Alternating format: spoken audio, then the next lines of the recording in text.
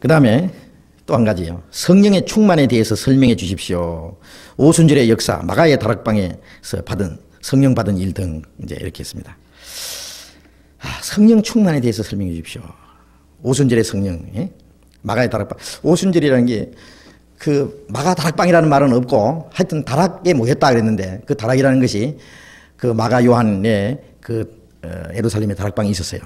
그래서 베드로가 감옥에 갇혔을 때 그 마가 그 집에 모여가지고요 막 기도했잖아요.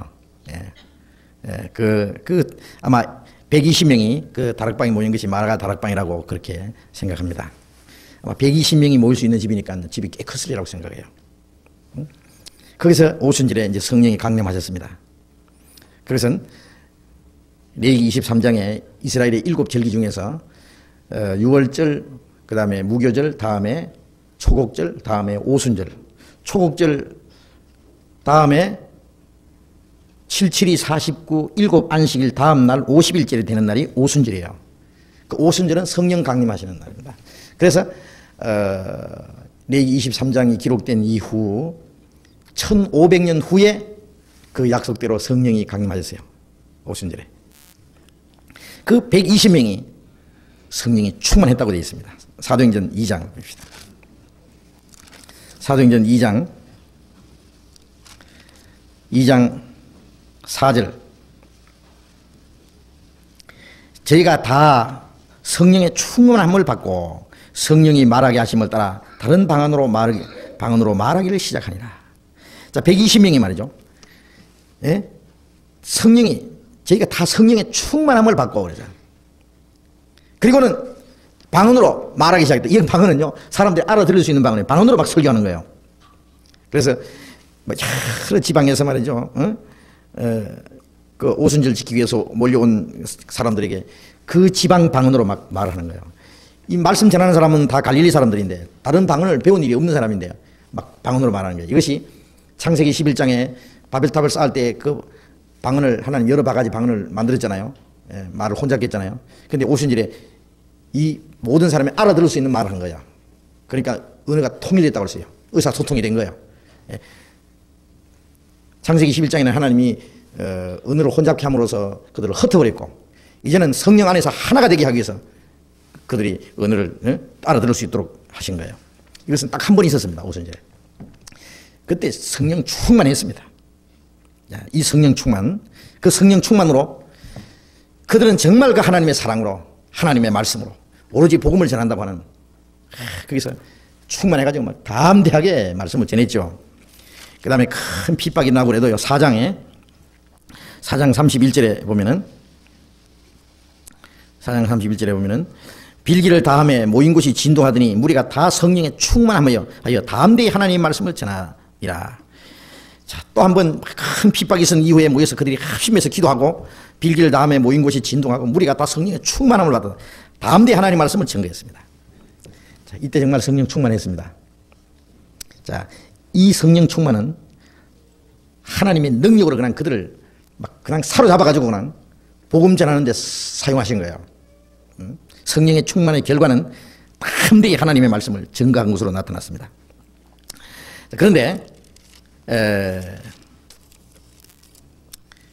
지금 그러면 성령 충만하면은 지금도 뭐 담대히 가서 말씀 전하느냐? 그게 아니죠. 이 성령 충만이 두 가지가 있다고 저는 생각합니다. 오순절에나 이 초대교회 성도들에게 기도할 때 한꺼번에 말이죠. 거기 있는 사람들 한꺼번에 성령 충만을 받아가지고 그들은 전부 막 사도들뿐 아니라 전부 막 복음 전한 거예요. 나가서. 하나님이 그들에게 담대함을 주시고 말씀을 주셔서 이 복음을 전하게 하기 위해서 능력으로 힘입혀 주신 겁니다. 그 일하기 위해서 주시는 그 성령의 충만함. 그 하나 있고, 자, 지금 성령 충만이라는 것은 좀 그런 문제보다 조금 다른 것이 있어요. 에베소서 5장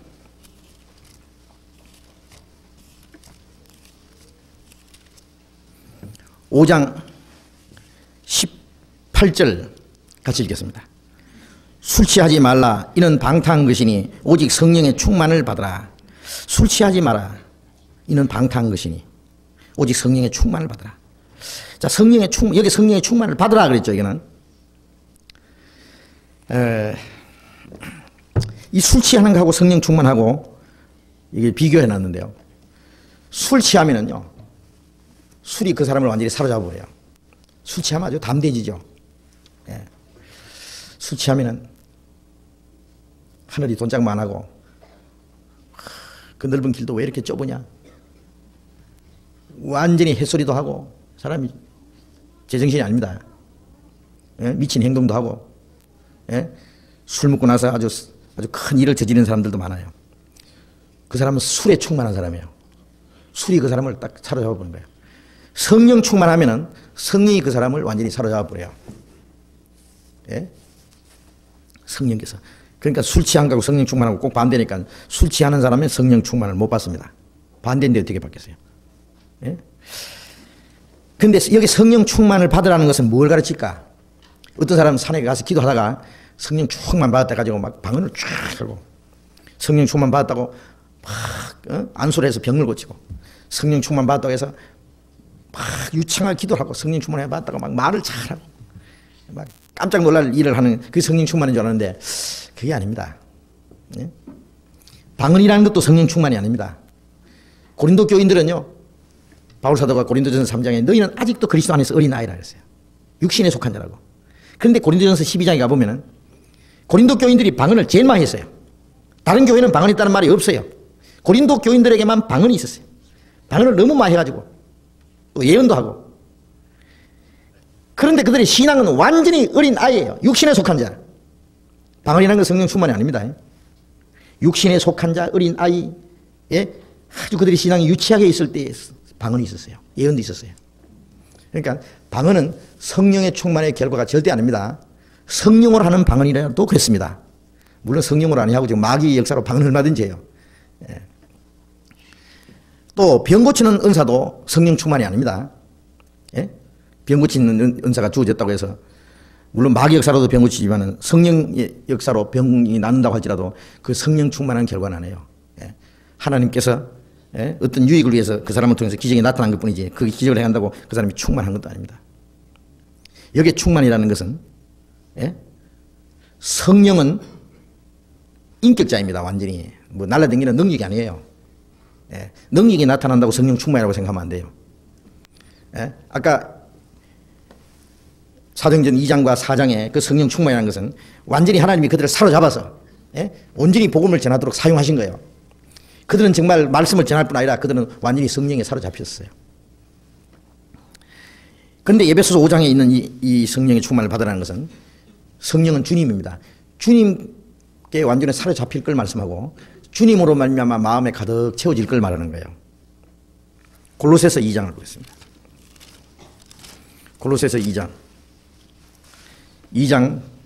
9절. 골로새서 2장 9절 10절 같이 읽겠습니다. 그 안에는 신성의 모든 충만이 육체로 거하시고 너희도 그 안에서 충만하여 졌으니 그는 모든 정사와 권세의 머리시라. 그 안에는 예수님 안에 말입니다. 예수님 안에, 그리스도 안에는 신성의 모든 충만이 육체로 거하시고 예수님 안에는 하나님의 모든 신성이 하나님이 그 안에 충만히 계셨어요. 요한복음 1장 14절에 말씀이 육신이 되어 우리 가운데 가시며 우리가 그 영광을 보니 아버지의 독생자의 영광이요 은혜와 진리가 충만하더라. 예수님 안에는 은혜와 진리가 하나님의 모든 신성이 충만히 예수님 육체 속에 거하셨어요. 그 예수님 안에 있는 충만이 이제 어디에 계시느냐? 너희도 그 안에서 충만하여 졌으니 그랬어요. 너희가 누구냐? 이거 교회를 가르치는 거예요. 자, 우리가 정상적인 주님의 몸이고 주님의 몸된 교회라면요, 우리 안에 주님의 충만이 계셔요. 우리가 주님의 몸이니까 주님 몸 안에는 주님의 충만이 거하실 거 아닙니까? 예? 그런데 그러면 우리 안에만 충만히 계시고 우리 개인은 그러면 어떻게 되느냐? 우리 안에 주님이 충만히 계신데 그 주님께 우리가 온전히 바쳐졌을 때, 주님께 쓰임을 당할 때 그 사람을 통해서 충만이 나타납니다. 자, 그래서 지금 어떤 사람이 이제 저한테 그런 물어본 일이 있었어요. 이 목사님은 성령이 충만하십니까? 그래요. 예. 제가 뭐라고 대답해야 됩니까? 글쎄요. 제가 충만한지 안 한지 한 번도 생각해 보지도 않았고 모릅니다. 네. 한 가지 아는 것은 주님이 원하시는 대로 쓰임받기를 원할 뿐입니다. 네. 어떤 사람이 성령 충만하다고 합시다. 그러면 야 나는 충만하다. 그것도 좀 문제입니다. 그 사람이 자기가 충만한지 아닌지 모를 거예요. 네. 주님이 보실 때 충만한지 안 한지 말씀하실 테지 자기가 뭐 충만한지 뭐 어쩐지. 자 한번 보십시오. 이 몸을 한번 보십시오. 이 몸 전체 중에서 어디가 제일 충만합니까? 예? 어디가 제일 충만해요? 예? 이 말할 때는 입이 제일 충만한 것 같고 막 부시고 보면 눈이 충만한 것 같고 주먹으로 빵 치면 주먹이 충만한 것 같고 막 발로 걷어차면 막 발이 충만한 것 같고 어디가 제일 충만해요? 어디가 더 충만하고 덜 충만하면 그 병신입니다. 아 머리가 제일 충만하다고? 아유 예. 그렇죠. 머리가 충만하죠. 머리만 충만하고 몸은 안 충만하면 예? 그것도 병신이에요. 어느 한쪽이 충만하고 덜 충만하면 그게 이제 과분수입니다. 예? 그런데 똑같이 해요. 똑같아요. 이 충만하다는 말은 정상적인 겁니다. 그걸 아십시오. 정상적인.